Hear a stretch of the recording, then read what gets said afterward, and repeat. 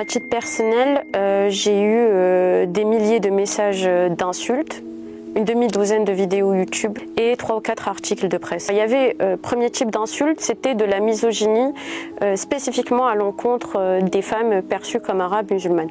Donc il y a eu tout le lexique de l'orientalisme, du harem, de la beurette aussi. Et le deuxième type d'insulte, eh bien, c'était des théories conspirationnistes islamophobes. Deuxième vague de cyberharcèlement que j'ai reçue, elle faisait suite au discours du meeting de Clichy. Pour eux, le fait que je dise blanc était très problématique.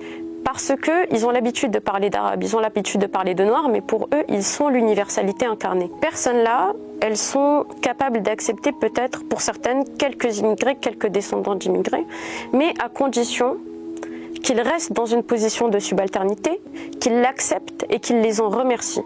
Le fait que quelqu'un comme moi entre dans la coordination d'un mouvement qui risque bien d'accéder au pouvoir, le fait d'avoir une Nadège Abo-Mongoli qui devient première vice-présidente de l'Assemblée nationale, le fait d'avoir des têtes de liste racisées, eh bien pour eux, c'est l'apogée de la légitimité de notre présence sur l'espace public. Et ça, ils ne peuvent pas l'accepter parce qu'ils pensent avoir un droit exclusif et inaliénable d'occuper cet espace. Ça peut vous atteindre, mais il faut le dépasser parce que déjà pour un message de haine, on en reçoit 10 d'encouragement. Et puis après parce qu'ils m'attaquent pour ce que je suis. Et je sais que ma condition de femme racisée, immigrée, de gauche, n'est pas vraiment à la mode aujourd'hui et qu'elle est assez difficile à porter.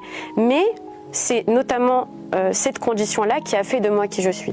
Donc pour rien au monde, je ne voudrais la changer. Pour rien au monde, je ne m'excuserai. Et pour rien au monde, j'arrêterai de dire que je suis française parce que je suis toutes ces choses.